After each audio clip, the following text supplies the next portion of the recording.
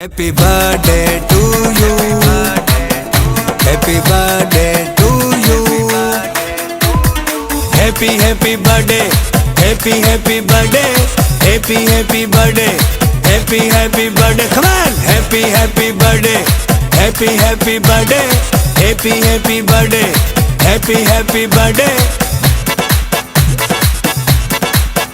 सालगिरह का दिन आया, सालगिरह का दिन आया, आज खुशियाँ मनाएंगे, हम झूमेंगे नाचेंगे, आज खुशियाँ मनाएंगे, हम झूमेंगे।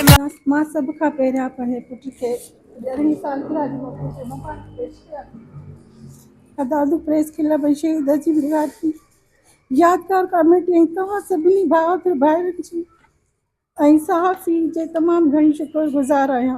फर्ज़न ज़ाकिर अली जे जनम ॾींहं जे मौक़े ते अदा गोस जैत्याल ऐं ॿिया जेके बि सहाफ़ी आहियो सभिनी जी मां वधि खां वधि सोराइती आहे। सहाफ़ी जेको आहे हक़ सच लिखे थो, शहीद थी थो वञे, पोइ दर थी था वञनि, उन्हनि जो केरु पुछा करण वारो कोन्हे, उन्हनि जी ज़िंदगी कीअं थी गुज़रे।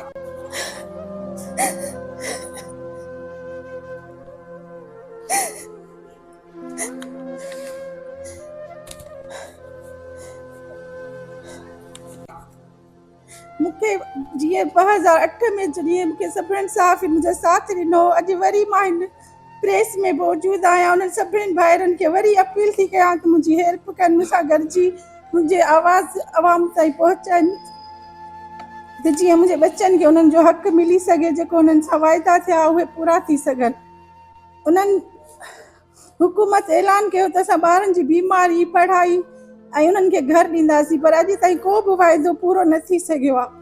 साईं पीर मज़र मूंखे ख़ुदि फ़ोन ते ॿुधायो त तव्हां बीए कयो, मां तव्हांजो ऑर्डर बि चेंज कराईंदुमि, पर उहे ॾे खे बि 10 साल थी चुका आहिनि, मूं बीए करे छॾिया, पोइ बि माना मुंहिंजो प्रमोशन वग़ैरह बि अॼु ताईं न थी सघियो आहे। मुंहिंजे फर्ज़न जी 11वीं जनम जी ॾींहं जे मौक़े ते जेका तव्हां ही तकरीर ठाही आहे, मूं वटि लफ़्ज़ न आहिनि, मां तव्हां सभिनी जो शुक्रिया अदा करे सघां, ऐं यकीनन इहो हिकु माउ जे लाइ तमामु ऐं मोतबर सकून ऐं ख़ुशी जो मंज़र बि आहे। उन सां गॾोगॾु पंहिंजे महरूम घरवारे खे यादि कंदे असां सां गॾोगॾु एतिरो ई अज़ियत ॾींदड़ बि आहे, पर जीअं त ॾुख सुख ज़िंदगीअ जो हिसो आहे, उन हक़ीक़त खे तस्लीम कंदे घणो कुझु तव्हांजो वक़्तु तव्हांजो न वठंदसि। मां एतिरो ज़रूरु चवंदसि त मुंहिंजे महरूम घरवारे जी शहीद मोहम्मद अज़ीम ब्रिगाद जी शहादत ते कयल जेको ॾींहुं कल्ह को ॾींहुं थो लॻे, ऐं मूंखे सभु कुझु यादि आहे, ऐं कीअं तव्हां सभिनी साफ़िन असांखे ॾुखे वक़्त में साथ ॾिनो हो, असांखे अकेलो न छॾियो हो। मां वरी बि हथ ॿधे अपील थी कयां, मुंहिंजो साथ ॾियनि, ऐं जेका ऐलान थियल आहे, असां सां वाइदा थियल आहे, जेके अॼु ताईं असांजा पूरा न थी सघिया आहिनि, जेके भाउ जी नौकिरी जा ऐलान थियल आहे, उहो मुंहिंजे पुट ज़ाकिर खे शहीद सहाफ़ी अज़ीम पुट लाइ असां सां गॾु हेल्प कनि, असां सां गॾिजी हलनि, ऐं असांखे उहो ऑर्डर मुंहिंजे पुट ज़ाकिर खे वठाए ॾियनि। जी तक़ीर खां पोइ सॼो माहौल सोगवार हुयो, ऐं सभिनी जी अखियुनि में ॻुड़ा हुआ, ऐं ॻुड़ण भंड जहिड़ो माण्हू केॾो सख़्तु आहे, उहो टिमी पियो, उनजा ॻुड़ा टिमी पिया। साईं मोहम्मद कोराई रोई ॾिनो, ऐं स्टेज ते सभु वेठल माण्हू रोई ॾियनि था त शहीद अज़ीम लगारी 2008 में शहादत थी, ऐं दीनादास थी हिकिड़ो ॾींहुं ॾिठे जो असांजो माण्हू जेको आहे सो क़तलु कयो वियो, ऐं उन दौर में हुकूमती धुरियूं जेके आहियूं उन्हनि उन कातिलनि खे सपोर्ट कई, नतीजे में असां कातिलनि खे सही तरह सां उनजी सज़ा न ॾियारे सघियासीं, छाकाणि त उन्हनि खे हुकूमती सपोर्ट हुई। पोइ स्ट्रगल त कईसीं, पर उहा स्ट्रगल जेका एतिरी फ्रूटफुल न हुई, त हूंदे बि कुझु न कुझु कयोसीं ज़रूरु, ऐं शहीद खे अकेलो न छॾियोसीं, जंहिंजो अॼु अदीब एतिराफ़ु कयो आहे।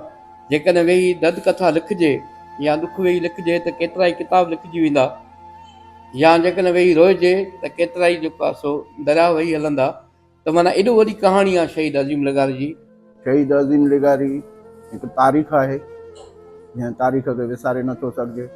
हुन पंहिंजो कलम सां प्रेस क्लब जो नालो रोशन कयो ऐं शहादत माणी।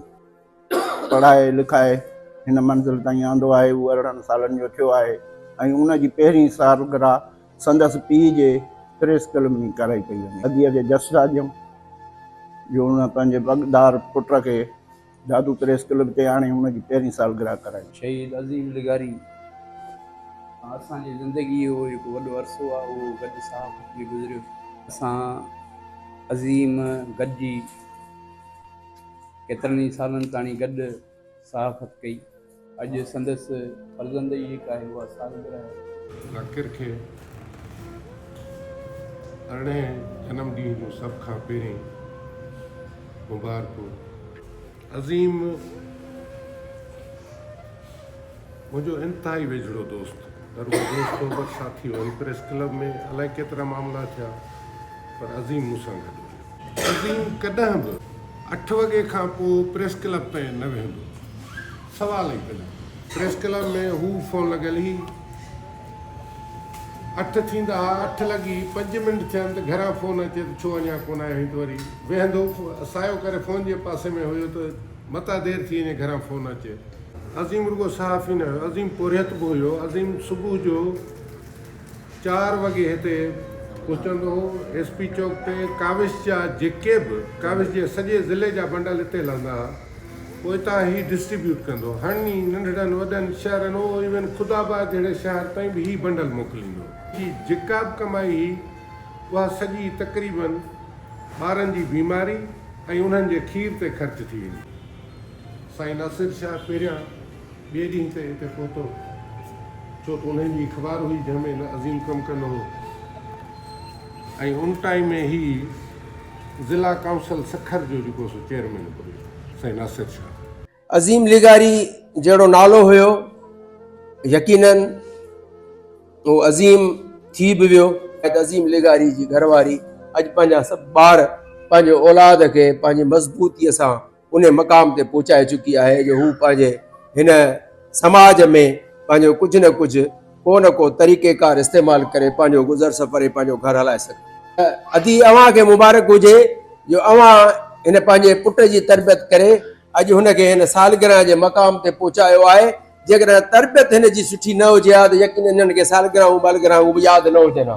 यकीनन असां सहाफ़ी या समाजी दोस्तनि खे बि यादि न हुजे हा, पर ही सॼी तरबियत आहे जेका अॼु उनखे इन जाइ ते उन साॻे मक़ाम ते उन्हनि पंहिंजे वालिद जे दोस्तनि ताईं उन इज़त ऐं मान मर्तबे सां वठी आई आहे, जंहिंजो क्रेडिट असांजी भेण ॾे वञे थो त जे उनजी इहा तरबियत कई आहे जो अॼु असां हुनखे सभु वरी मुबारकबाद पेश कयूं था।